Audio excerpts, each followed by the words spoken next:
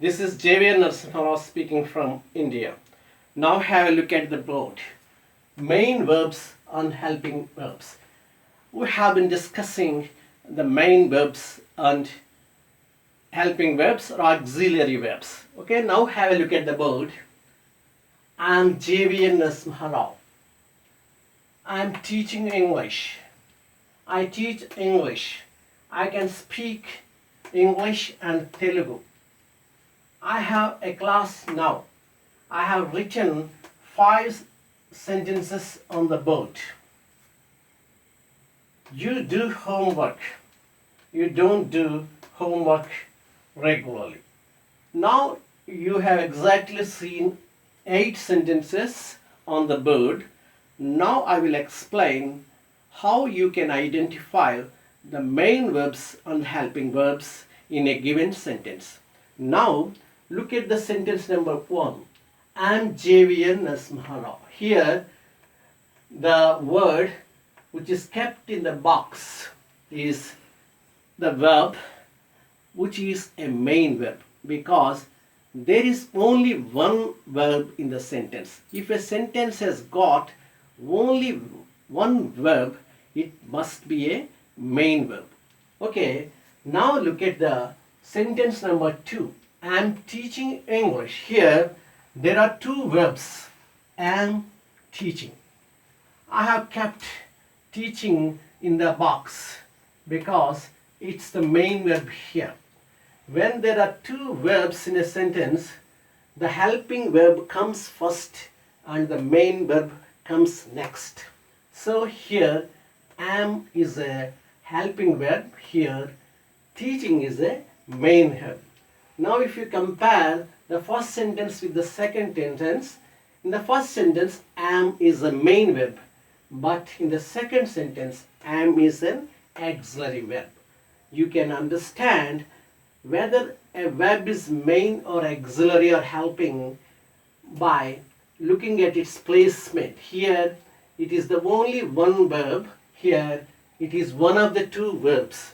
So here am is the main verb, am is the here helping verb. That's why am be forms are called semi-auxiliaries. That means sometimes they can act as main verbs and sometimes they act as helping verbs. Okay, now look at the sentence number 3. I teach English.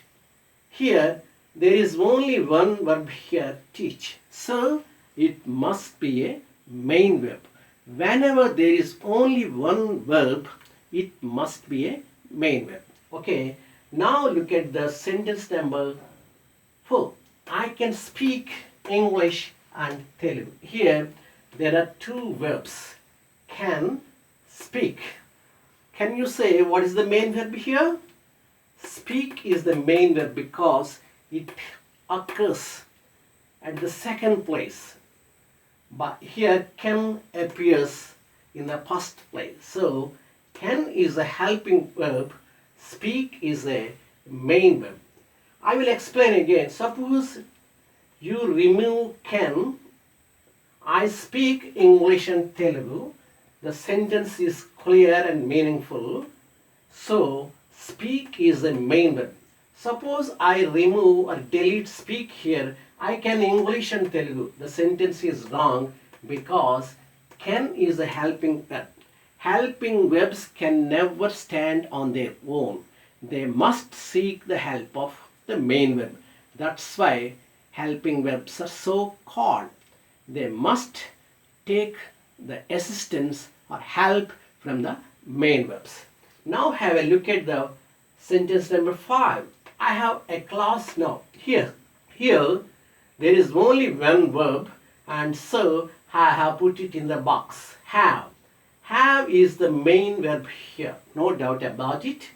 By now you might have understood that if a verb appears in the first place, it must be a main verb. So have is a main verb here. Now look at sentence number 6.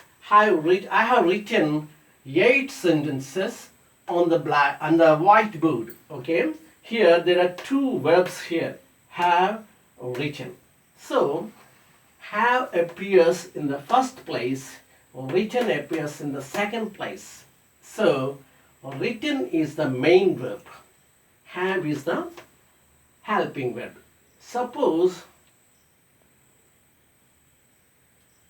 I remove written, I have 5 sentences on the blackboard. Those a sentence seems to be correct, it is not correct, because I have 5 sentences on the board, may be grammatically correct, but it doesn't give the required meaning. I have written 5 sentences on the board. Here, written is the past participle form of the main verb. Write, wrote, or written. That's why I am asking again and again to know the 3 forms of all the main verbs. Okay? Now have a look at the sentence number 3. Sentence number 7. You do homework. Here there is only one verb, that is do. Do is kept in the box. So do is the main verb. Now have a look at sentence number 8. You don't do homework regular. Here there are 2 verbs. One is do not and the second one is do.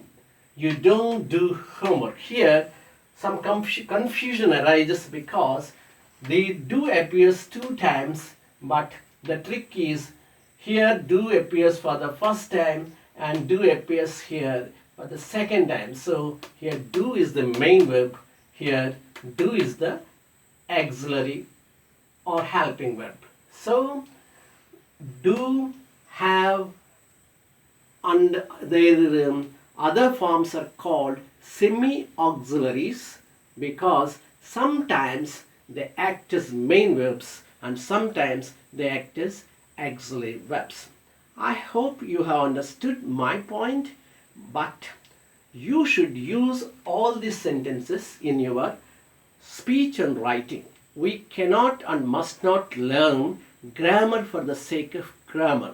Grammar is just a means to an end. It is not an end in itself. Even if you go on learning English throughout your life, you may not be a good writer or speaker of a language. You may be a good grammarian. You can explain it. But there is no use unless you use the grammar you know in your speech and writing. So my sincere advice is that whenever you know a new grammatical item, you must use it in your speech and in your writing. Otherwise, you will continue to learn the rules, but you don't know how to use them in your speech and writing. You must not forget that language is primarily speech. Unless you start speaking in English, you can't say that you know English.